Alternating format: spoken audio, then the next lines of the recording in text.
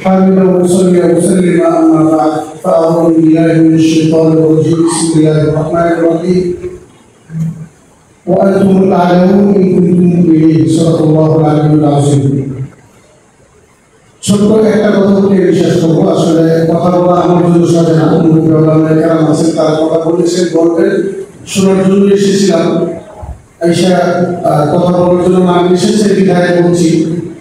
কোরআনে কারীমের মধ্যে আল্লাহ রাব্বুল আলামিন বলে দিয়েছেন ওয়ান্তুমুল আলাউ ইন কুনতুম মুমিনিন তোমরাই সমুন্নত থাকবে যদি তোমরা মুমিন হতে পারো বিশ্বব্যাপী এখন আমরা সমুন্নত নেই এটা নিজেরাই বুঝি কেমনই কোরআন বলে দিয়েছেন আমরা মুমিন আছি কিন্তু পরিপূর্ণ মুমিন হতে পারি নাই অথবা কোরআনে কারীমের মুমিনের যে মেয়াদ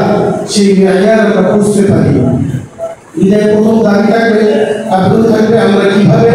আমাদের ঈমানের পাওয়ারকে আরো বেশি মজবুত করতে পারি জোরালো করতে পারি এ ব্যাপারে সর্বোত্তম চেষ্টা চালিয়ে যেতে থাকে মুমিনের সবচেয়ে বড় গুণ হলো আল্লাহ ছাড়া সে কাউকে ভয় পাবে না কিন্তু এই জায়গাটাতে আমাদের সবচেয়ে বড় দুর্বলতা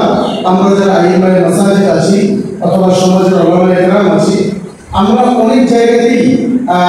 জুজুর ভয়টা পাই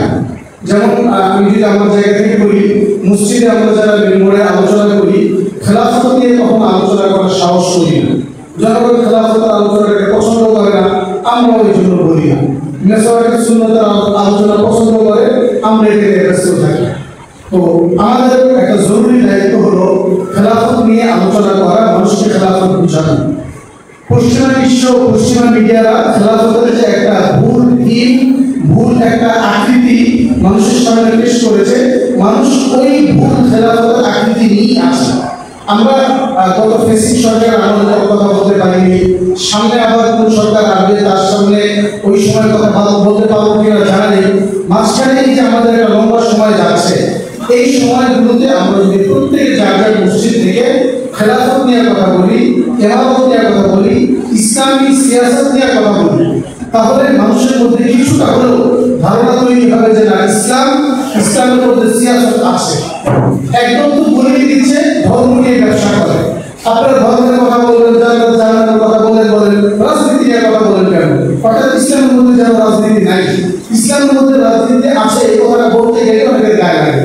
এখন আগে কথা বলতে পারিনি সামনে কথা জানা নাই এখন যে সময়টা যাচ্ছে এই সময় যদি আমরা সিয়াসত নিয়ে কথা বলি খেলাফত নিয়ে কথা বলি রাজনীতি নিয়ে কথা বলি আমাদের কিন্তু ডিস্টার্ব করার মতো পরিবেশ এখন নাই আমরা কথা বলতে পারবো আমাদের দায়িত্ব হলো যে কথাগুলো বলবো আমরা জাতির সামনে খেলাফত সিয়াসত